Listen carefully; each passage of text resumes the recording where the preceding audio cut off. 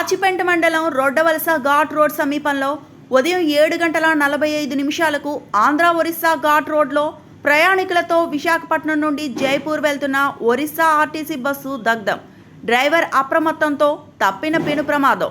Driver bus నిలుపుదల చేయడంతో భయాందోళనలతో bus నుండి కిందకి దిగిన ప్రయాణికులకు తప్పిన పెను ప్రమాదం.